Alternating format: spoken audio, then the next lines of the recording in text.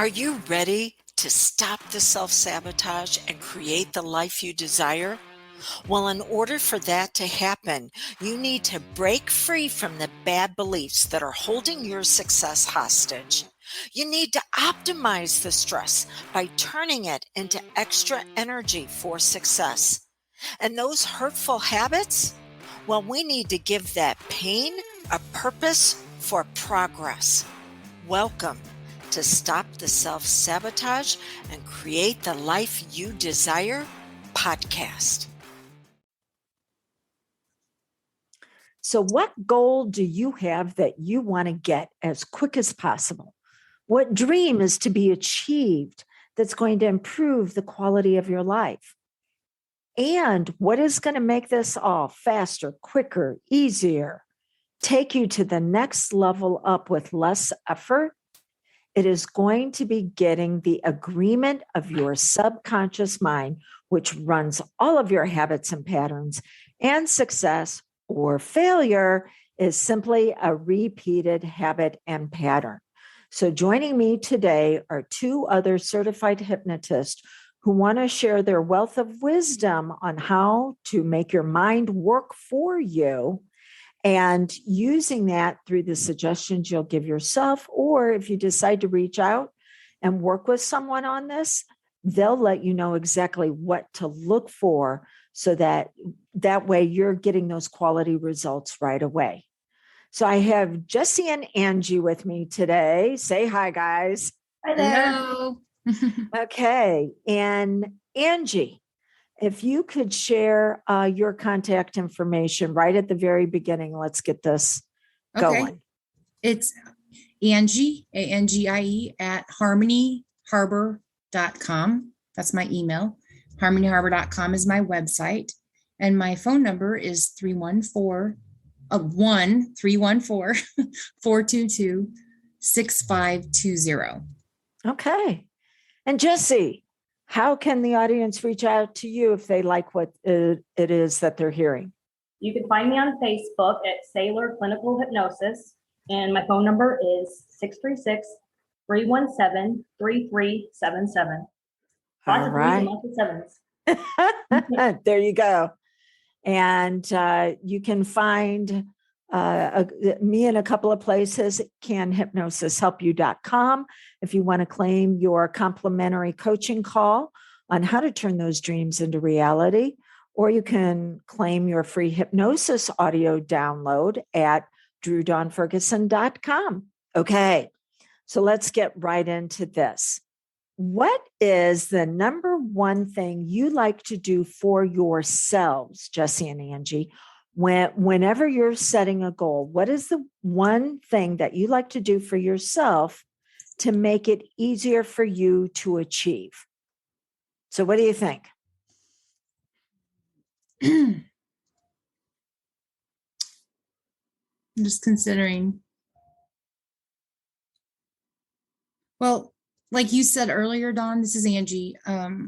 We have to get our subconscious buy-in. You know, it needs to be in alignment with our conscious desire, because if it's not, there's no way in heck we're going to get it. It's just a given, you know? Yeah. And so, were you going to say something? Well, yeah. How is somebody out of alignment with their agreement? Well, we can want it with our conscious mind, but if we're not getting it, if it's not showing up in our everyday reality, then that tells me my subconscious mind doesn't want it the way that our conscious mind wants it, because having is evidence of wanting. Like whatever we're having in our daily experience is evidence that on some subconscious level, that's what we want. I mean, that's how I believe about it. And so sometimes we look at our current results and we think, wow, I want to suffer. I want struggle. I want relationship trauma and drama. And wow, really? And, I mean, the thing is that we're living a human experience, and there is a lot of trauma, and there's a lot of drama, and there's a lot of suffering, and that's just part of the story. So whenever I'm ready and I say, you know what, I really do want to align my subconscious with my conscious mind, and I want to get this, I want to have a different experience, then I need to I think a couple of things. I need to make a decision. Like, am I really serious about this? Am I really going to walk my talk? And how serious am I about wanting this change? Because it's going to require me to change, which is not easy. And so I have to make a decision. I think that's number one. Do I really, really want this? How serious am I? Am I willing to go the distance when things get tough? Or am I just talking out both sides of my mouth? I'm just paying lip service to my goals. So number one, I think, is just get serious about it and really decide what I want. And number two then is I try to figure out my why. What's my big why that has some emotional charge to it behind the scenes of, if I do get this thing that I want, why is it so appealing? Why do I really want it? And then I can create suggestions around that true desire that will help bring that into reality, and with hypnosis or what have you. Does that make sense? It does. So the way I would view that is, we need to make sure that our identity is congruent with the goal. Yeah. What we focus on, what we feel, and the actions that we take. Now, we've already got an identity in place, and that identity typically is to make life easier for somebody else at the expense of ourselves. That's what creates trauma. Right. That we have to pay the price for somebody else's success. So we have that part of our personality that can show up and actually block the attainment of the goal, because it's going, no, it's too easy. You've got to work harder. You've got to prove yourself. You've got to find all the ways. I mean, when we talk about trauma, doing it all on our own, hypervigilance on not asking anybody else to help us, to where we are self-made. No, that's a trauma response that says it wasn't safe to bring other people in. So we won't ask for the assistance, which means it's going to be longer, harder, and more difficult and more painful. And when you said, looking at our big why, those are the emotions as far as how will this goal improve the quality of our life. But then we get trapped into destination disease, where I'll be happy when I get the goal. I'll be happy if that this happens. And we forget we're supposed to be enjoying the journey just as much as the achievement. And so that journey is discovering our strengths, our talents, and our abilities. It is falling in love with who we are, but then also going, I got so much more that I can discover. So yeah, whenever you're saying, understanding that this is part of our experience with all of this growth, and that growth is everybody wants to know, how do I get the goal? How do I get the goal? And it's like, no, who do you need to be? Right. Goal? Jesse, what do you think about what Angie shared on what she likes to do? Well, whenever we were talking about what the conscious mind is wanting, and the subconscious mind said that maybe it's in disagreement. I think maybe not so much possibly disagreement, but maybe the subconscious just doesn't believe, because it wants to go back to what it knows. So rather than, maybe you fully want your goal, maybe all of you want your goal, but you fall back into a pattern that you already know. So why, like you said, having an identity upgrade, changing that to what you focus on, changing your focus, that we can go ahead and get in alignment on both parts of our mind. Yeah, and using the hypnosis for those habits. Right. Yeah. It goes back to that familiarity zone. When you say it goes back to what it knows. Yeah. Even if it's suffering, we go back to that. Yeah. Yes, I have 2 previous marriages that showed that. Girl, we all have some things. Yeah. So Jesse, what is your favorite tip, tool, or technique you like to use for yourself whenever you're going after a goal? I think kind of what we're talking about, just getting in alignment and saying, okay, well, maybe the old Jesse, maybe what Jesse used to do was this, but Jesse's going to go ahead and do this now. Jesse's going to become this warrior, Jesse, and do what she is really wanting to do. Yes. And now you brought something up, being the warrior. Yeah. You know, sometimes, especially as women, we can be very passive. We can be the givers and the nurturers. And sometimes we do need to say, I'm willing to fight. Because Angie, when you said, how serious are you? Are you ready to go through the pain on this? Yeah. Sometimes that does mean is saying, I'm willing to fight for it. And then sometimes we're really exhausted from fighting, and we need to start finding a team that can support us while we're doing it. I have to share something here. I'm reading this book right now. It's called The Alter Ego Effect. Have you heard of it? By Todd Herman, I think. Okay. The Alter Ego Effect.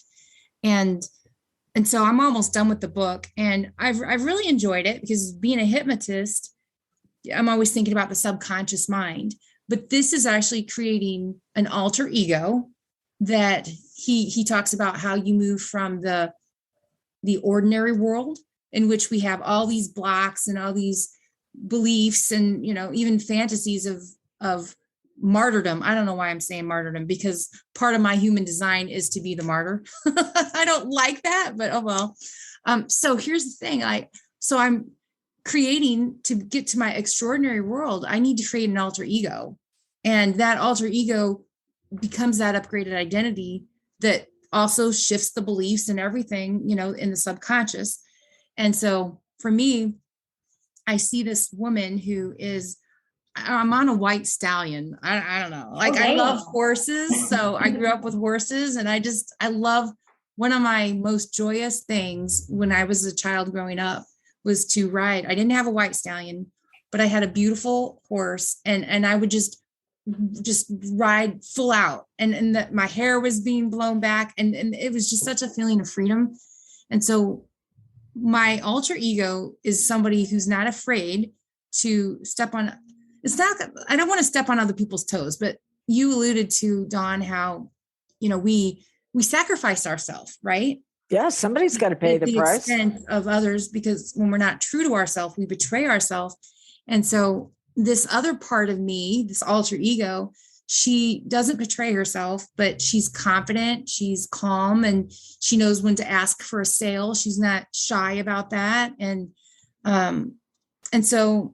she's not in a lot of guilt or shame. Like, she says, you know what, you're doing the best you can, and you haven't given up, because you believe in what you're doing. And so you just need to keep focusing on that experience, that feeling of gratitude and prosperity. And I mean, she's really kind of cool, you know, this alter ego, and we can step into that part, you know, and that's, Jesse, when you said that about, well, the old Jesse used to do this, but the warrior Jesse does this, you know? And so, like, I'm that princess warrior, you know, like Sacagawea on the stallion. And I have like a magical flying Pegasus. I mean, do we just get to?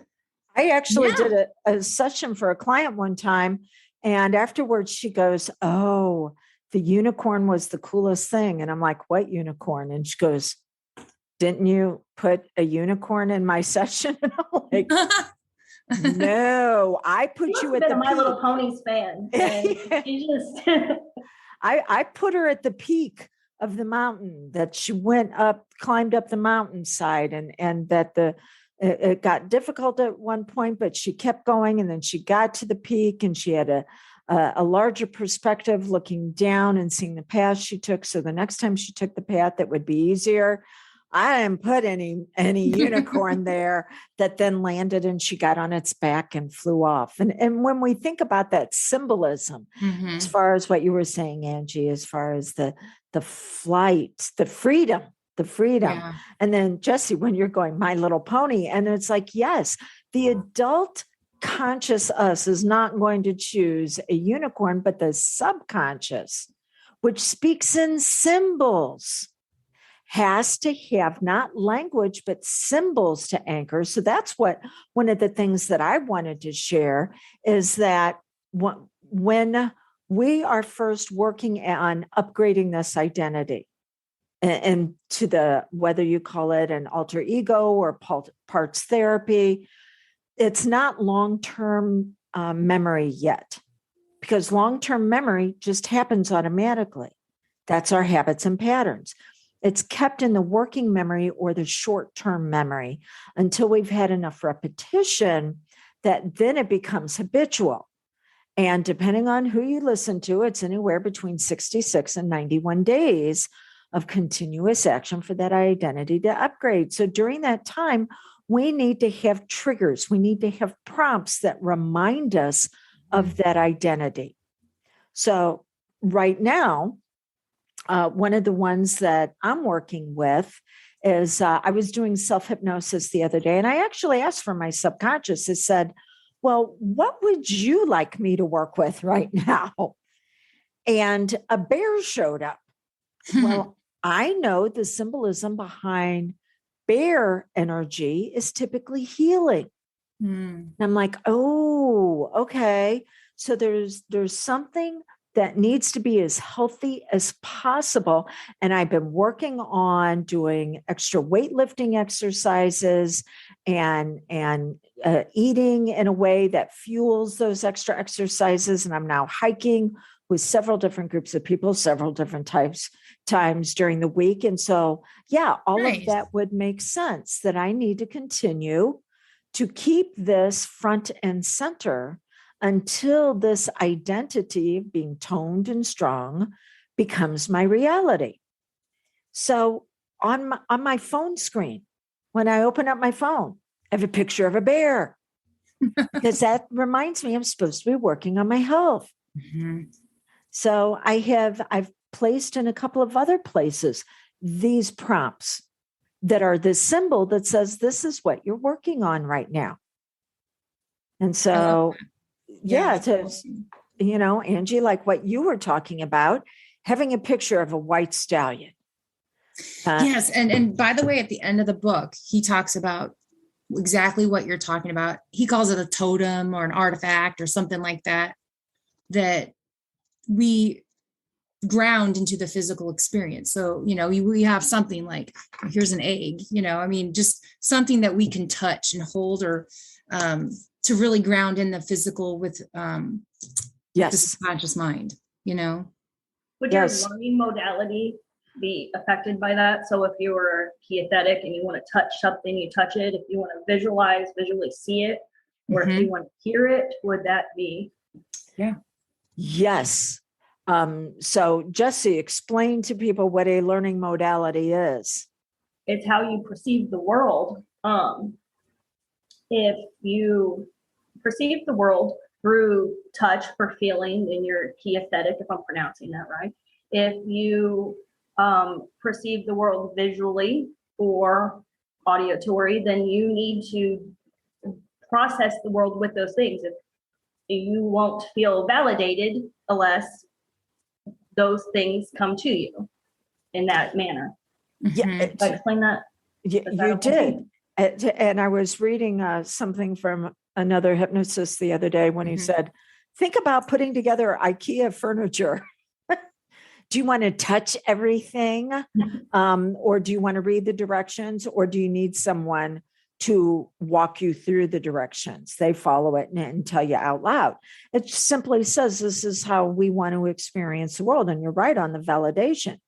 So now I happen to be kinesthetic. How does it make me feel? So I don't have a picture on my phone of a wet bear. Maybe there's salmon fishing, okay, because that wouldn't feel good for me. So I got a big old poofy grizzly, okay? She's beautiful looking, all right? Because I can imagine touching that silky soft hair because I am kinesthetic. I process the world through touch as well as emotions. Thank you, girl. And so, yeah, you're correct on that, is having that, what would be considered a totem in our world. It's known as a post-hypnotic authoritative suggestion or permissive suggestion. So to where in the hypnosis session, we say, every time you experience this, every time you experience this color, this word, maybe every time you rub your thumb and index finger together, then this is going to happen. What we're doing is we're taking something that's in short-term memory, we're allowing them to process it again and again to where it finally goes into long-term memory and becomes part of the habit of who they are now. So yes, we need to have those triggers and anchors to remind us of what it is that we're working on, but they do need to be in symbol form. Having the goals just written out only appeals to the conscious, but not the subconscious, which runs the habits and patterns. So I've got another question for you. Most people, it has been found, either choose goals or chase goals. They chase a goal if they're coming from their wound. They choose a goal if they're coming from their worth. So what does that mean to you? Choosing or chasing? And how do you know if you're choosing or chasing? I'll answer. I'll share on that. I love that. I love that description. That makes so much sense.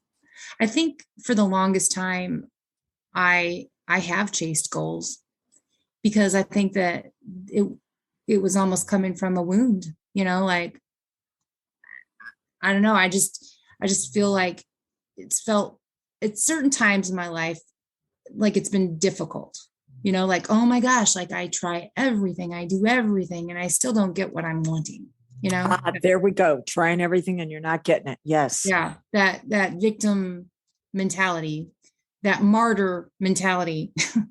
The thing is, I think what's different for me now is that I think that I'm pursuing things from more of my worth, because I am definitely asking for I'm getting help, to learn some skills that, like social media and all that.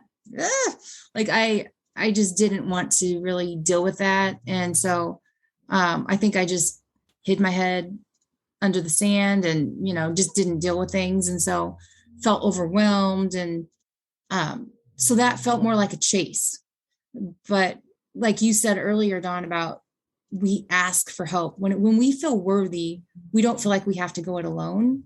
And so that's been my experience. But those are really, really true words to me. Mm-hmm. What about you, Jesse? What do you think about it?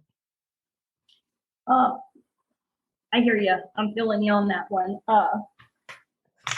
Chasing goals from a place of being wounded, yes. And then choosing your goals from a place of worth. I think I'm coming into my own on that too. Yeah. So what Angie said earlier about trying again and again and again, and we just don't seem to get it. Or if we get it, we can't hold on to it. That can be chasing from our wound because we think there's something missing and we've got to get this goal in order for us to be whole. And when that means automatically we're coming from a place of lack. Mm-hmm. Well, the way the subconscious is designed, it has a middleman between the conscious and the subconscious, and that's the RAS, the reticular activating system. And it is the job of the RAS to find everything in our environment to support our emotionally dominant thoughts. So if our emotionally dominant thought is that we're lacking something, then it's going to find all the other things that we're lacking in. And all the reasons why we can't have things and how it has to be so hard. And what are we going to have to give up to get?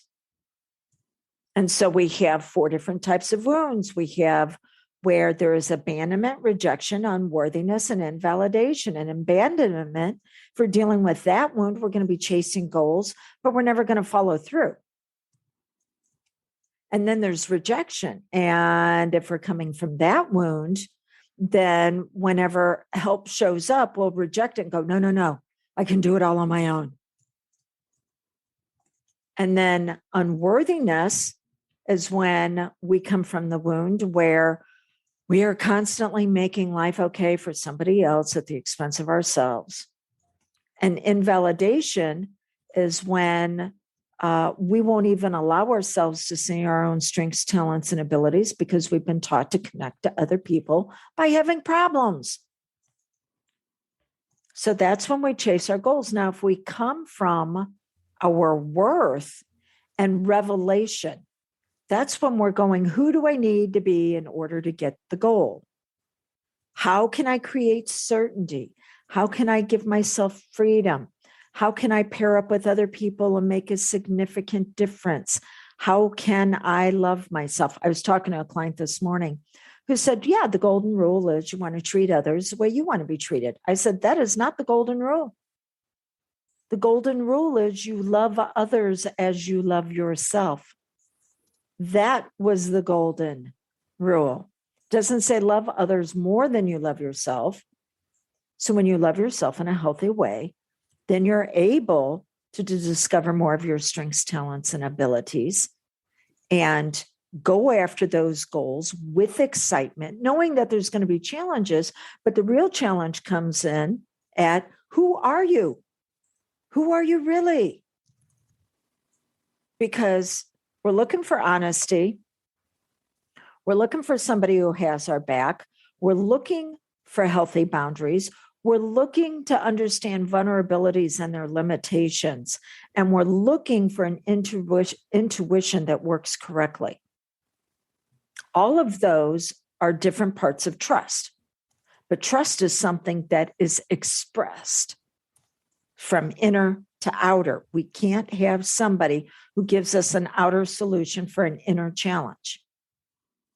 And so when we feel like we are honest with ourselves, we have our own back, we are drawing boundaries, we understand our limitations, and we are starting to rely on our intuition again, then that's when we put off the ability that we're trusting ourselves and will attract in people who will also have a high level of trust because they will be congruent with us and they can support us in getting our goals. All right, I just talked a whole hoop and bunch. That was great. That was great, Dawn. The invalidation wound, just repeat, you said that's when we don't see our own worth because what we're focused on other people's problems. Is that what you were saying? That's worthiness is when we will focus on paying the price for somebody else. Mm-hmm. Invalidation is when we are taught to connect to people through problems instead of love. Okay. So that out of the core four, that's the top one. And so invalidation says, hold yourself back so others won't feel bad. Not that you're rescuing them on the worthiness level, but just hold yourself back. Mm-hmm. Mm-hmm. I've shared this story before about working with a client who had plateaued in her weight reduction. And whenever I asked her subconscious, because she's like, I don't know what's going on. Consciously, she didn't. Subconscious did. So asking the subconscious, okay, what's going on? When did your mind first make the decision that you needed to plateau with your weight? And she answers, yeah, I don't want mommy and sissy to feel bad. And I'm like, tell me about mommy and sissy. And she's like, yeah, they're big girls. And when I let go of the weight, they feel bad. Now I know I'm not talking to the adult. Right. I am talking to the child who was programmed and conditioned to be the same size as mommy and sissy. So mommy and sissy would never feel bad about the fact that there was one who was outperforming the rest of the family. Mm-hmm. And then we can take it to the next level and go, well, if I give them more of this, I'll finally get what I need. What we really want is love, mm-hmm. but we've been taught to settle for connection when we invalidate. So if I stay the same size as them, maybe they'll finally love me. Well, if people didn't respect your love to start with, giving them more of it isn't going to change that. If people didn't respect your worth to start with, giving them more of your worth isn't going to change that. Right. Right. If they didn't, that's probably another statement that I could have tattooed somewhere on me.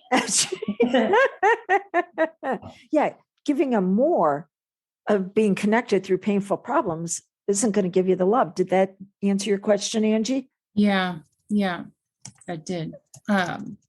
It's just an interesting, the wounds and, coming from worth versus our wound. And so like for somebody, because this is such a common thing, and I don't know, are we getting off track here, Dawn? No, we're good, okay? Because this is what the audience needs to hear. Right. I mean, I know for me and for many, many people, we all have this wound of feeling not enough, right?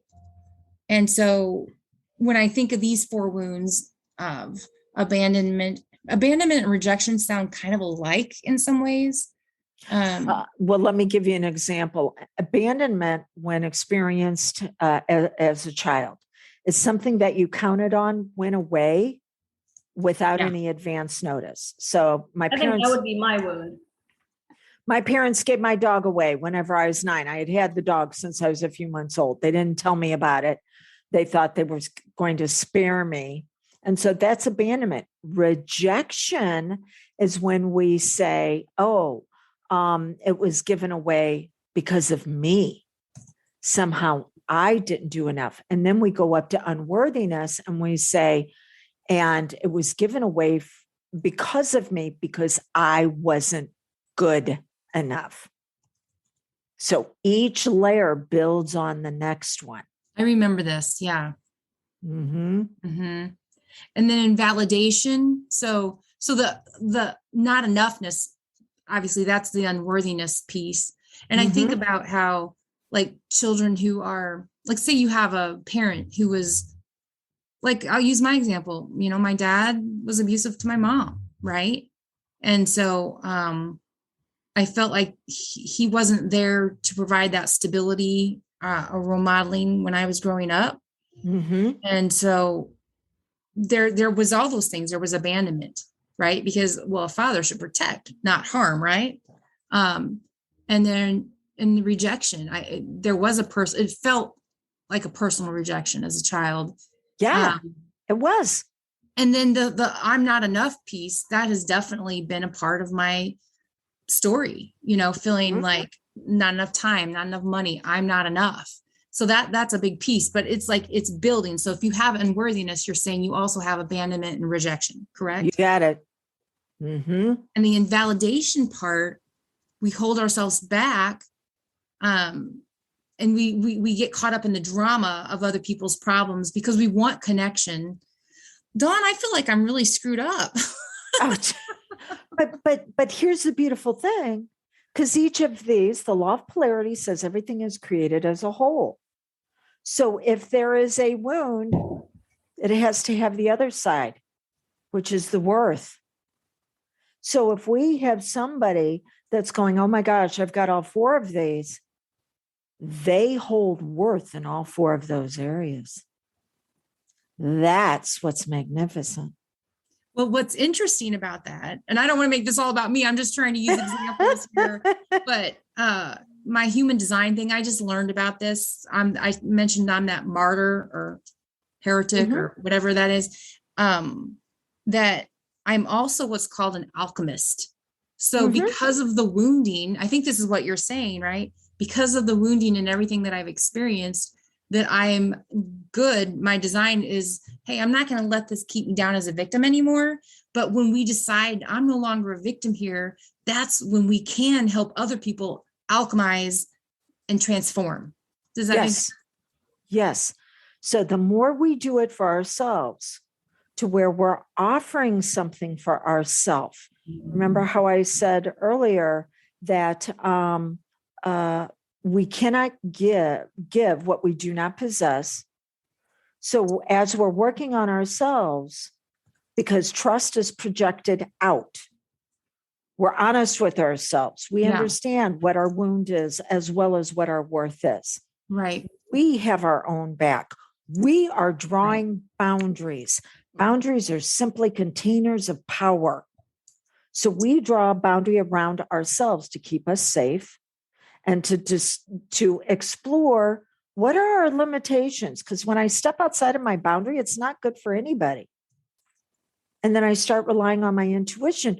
The more I can do that for somebody, the more I can do that for myself, the more I can create the space for someone else to do it for themselves. We don't do it. We access the part of their mind that can do it and then give it the tools to make it happen. That's what hypnosis is. Hypnosis, being hypersuggestible. Well, you either be hypersuggestible to be a hot shit show or a hot greenhouse for growth. Ooh, a hot greenhouse for growth. Because they always grow pretty flowers in those hot greenhouses. Yeah. Yeah. And they take shit to do it, Miss Dawn. Yes. Take the manure in your life and use it as fertilizer for your growth. So that's alchemy, right? That is. And so hypnosis. By the way, Lisa, so glad you're here. If you want to say hi to our audience. Hi, sorry. I'm driving around town, so I'm listening as we drive. Okay. So, and by the way, everybody, Elisa is another certified hypnotist, and we might be able to get her back on a little bit later on and give her contact information also. Okay. So hypnosis, what we've been talking about. How do you see using hypnosis in a session for someone to help them achieve that dream? They've got a goal. Now we've got 5 areas of goals. We've either got something with money, we've got something with their health, it's in their relationship, it's in their career, or there is something that is untapped potential. Maybe they want to start a new career, or maybe it's leadership, or it could be a new hobby. There's something that they want to explore about themselves. So that's the 5 levels of goals. So in your mind, pick one for a client.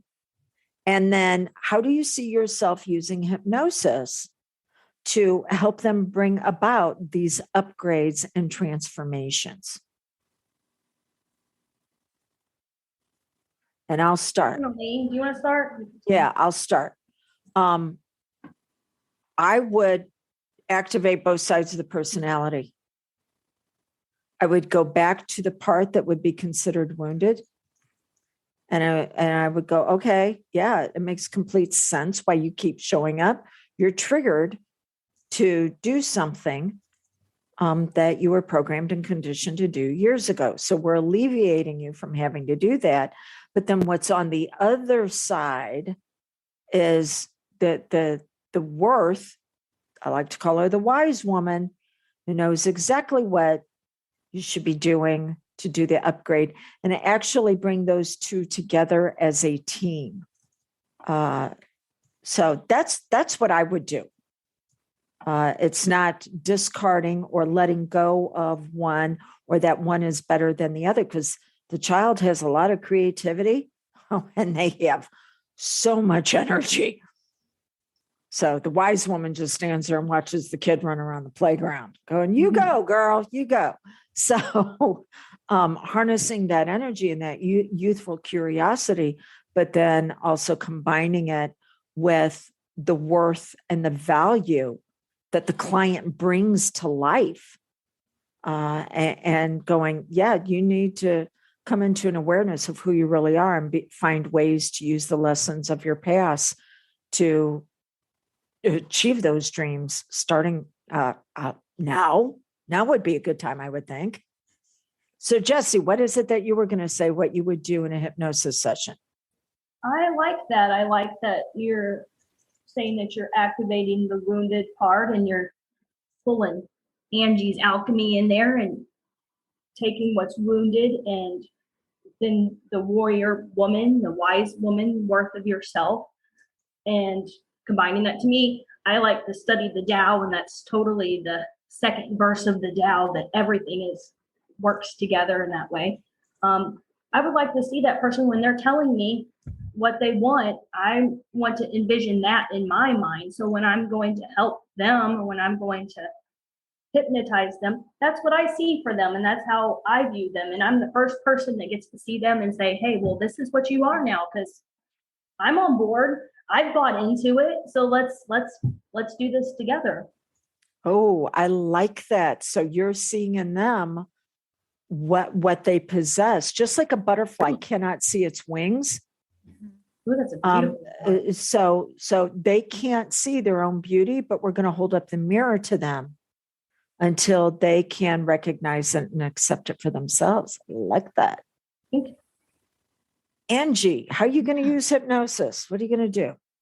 That's, by the way, I just want to give you kudos. Like, this is one of the best NGH calls I can remember. I'm serious. Like, I think we rock. We do. We got some wise women going on. Yeah. And one thing that I do for my clients is just like what Jesse said, I see beyond their story. I have to see beyond their story, which is exactly what you're talking about, that I won't give up on them, right? They will give up on them. And I've really questioned this a lot. Like, is this codependency? No, this is seeing beyond their story. And it's not, how with codependency, we can stay too long, right? Mm-hmm. We can stay too long if it's unhealthy because we need to be validated or whatever. But this is different. So it's seeing beyond their story, that I won't give up on them. They're going to give up on them first. I'm not going to. As long as they can stay the course, we can make changes. And I'm absolutely a big fan of parts therapy. And so in the hypnosis, really connecting into that part of them that's wounded. So it's kind of repeating what you're saying, but it's just what I love to do. And it works. And so, again, accessing the wounded part and getting the picture of where they're moving towards, the part of them, the upgraded identity, and then merging the two. And like you said, Jesse, also, everything works together for good. So, everything you've said, I just want to confirm and validate that that's how I would do it too. And by the way, Angie, whenever you brought up codependency, how do we know if we're staying too long with a client? Oh, that's simple. When we're working harder on their problem than what they're working on their problem. Yeah. When they come back in and they haven't done their coursework, they haven't used their tools, when they come back in with the same story, because we're responsible for seeing beyond their story and then creating the sacred space for them to discover who they are. Mm-hmm. But if I have to get into their sacred space and start doing their work, that's when we're codependents. Mm-hmm. Mm-hmm. Instead, it's like, no, here's your space. Whether you're a success or whether you're a failure, you get to choose. It's your space. I'm going to give you the tools, however you want to use them. Mm-hmm. Right. Elisa, while you're traveling around town, is there anything you want to add at this point in time? Yeah, I think it kind of hits on what you guys said, but just kind of reminding people who they are, their innate worthiness and value. And I think we kind of, or I know that through life we have programming that whether it's a parent or you think you had some sort of curse or whatever that looks like to the individual, going in and just reminding the person of their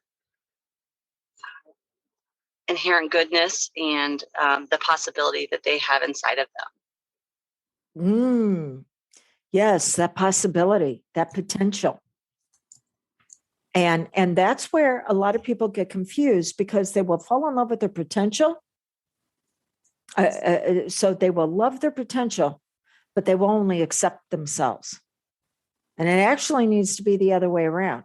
Because if a woman were to get into a relationship with someone, and if she were to fall in love with his potential, but only accept him, then if he is not living out his potential, she can't love him. But then what she's really doing is projecting onto her partner how she feels about herself.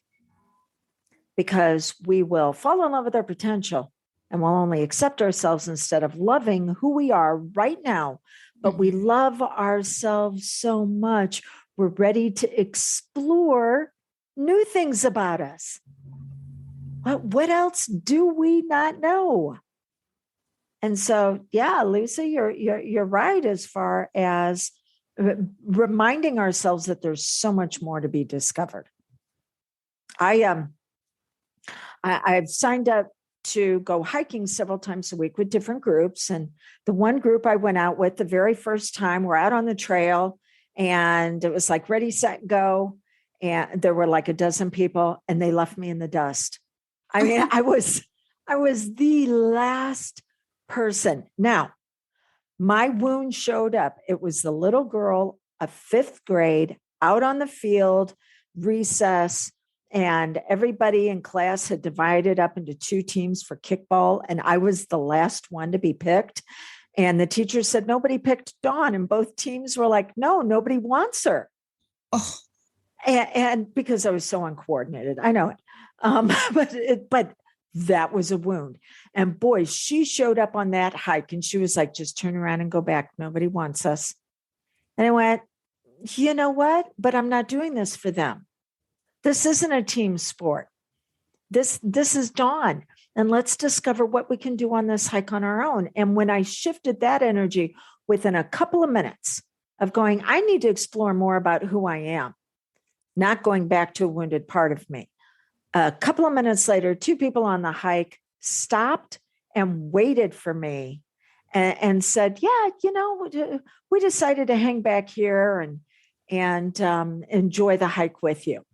Because the energy I was projecting was one of discovery, not temper tantrum. Right. Right. And exploring my limits without feeling like the wounded, vulnerable 5th grader, but as my wise woman. Okay. So that's how I've done it. And that was a really quick hypnosis session because hypnosis simply means to be hypersuggestible. And so I gave myself the suggestions right then and there. Little girl, it's okay. You can enjoy the hike. Me and the wise woman are going to go explore what we can actually do on this hike on our own. And that on your own is so much different than like a victim aloneness, Yes. Now, like we can go it alone, which to me is the wound. Right? If we go it alone, but you were going to hike and you were going to explore yourself on your own potentially. Right. But it was just a curiosity coming from curiosity and self-love versus self-abandonment. And because I had worked with my own coach previously, who had given me the coursework that over 2 weeks, I needed to have 5 conversations with 5 different people in 1 week, where it was a long enough conversation to see if I might want to look at the potential of a friendship with them. And so, I was on the hike to see if I could discover. And hey, 1 hike, 2 conversations, man, mark those off, 2 in 1 day. Woohoo! But that's because I was working with my own coach who gave me coursework that said, this is what you need to do. And so I needed to follow through on that. I didn't know if maybe at the end of the hike, I'd be able to have a conversation with somebody about what they enjoyed or how slow I was moving. But I had to be open to what was still there. And so you're right, Angie, I had to do the work, but the work I had agreed upon with somebody else. And if I wouldn't have done that, I'm not quite sure I would have fallen through. Okay.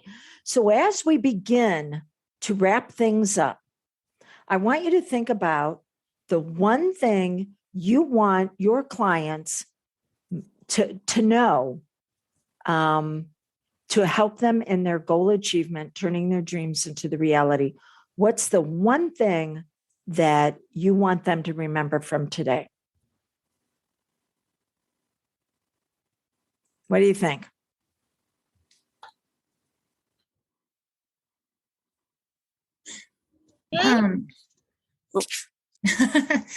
I think that the one thing that I'd have them remember is that you are a whole person.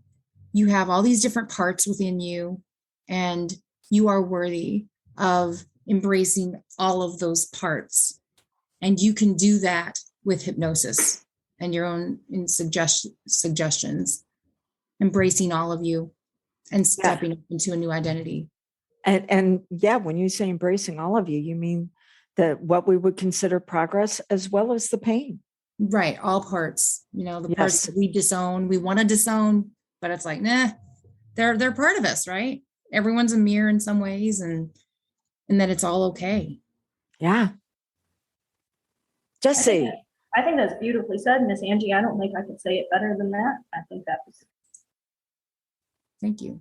Lisa, what did you want to add? She's probably talking and not realizing she's still on mute. Elisa, you want to try it one more time? Okay. All right. This is what I want to remind everybody of. Never accept the definition of who you are from a painful past that hid the truth of love. And so never accept the definition of who you are from a painful past that was hiding the truth of love. Yep. I love that. And then we love ourselves, and we love ourselves to decide to be healthy. We love ourselves to start getting honest. We love ourselves enough to allow others in to help us. We love ourselves enough to start drawing boundaries, but also to recognize we have limitations. And we love ourselves to start using our intuition again, instead of being hypervigilant about everything that's going to cause us pain. Start implementing for impact and getting those goals. Okay, Jesse, give your contact information one more time. You can find me on Facebook at Sailor Clinical Hypnosis, and my phone number is 636-317-3377. NG. Yes. I'm also on Facebook, by the way, Harmony Harbor Coaching, and my website is harmonyharbor.com. My phone number is 1-314-422-6520. Elisa, are you able to unmute yourself and give everybody your contact info? Yes. I am not on Facebook at the moment, but hope to have that up and running. My phone number is 636-579-8557. Sweet. And I'm going to give my contact information in just a moment, but I want to tell all the CHs that are on here with me, stay on after I conclude this for our audience today. So you can go to drewdawnferguson.com and claim your free hypnosis download, or you can go to canhypnosishelpyou.com and set your free consult. You can also reach out at 1-636-699-7791.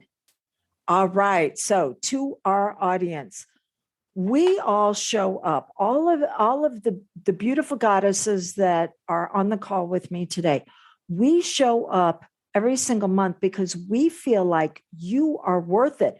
We get vulnerable. We talk about our own limitations, our own challenges, because we want you to know you're not alone, but you cannot do it on your own. If you could, you'd already have what you want. So it's time to turn your desires into reality. Reach out to one of us and see how we might be able to assist you. Okay, so until we get together again next month, blessings on your journey as well as your destination.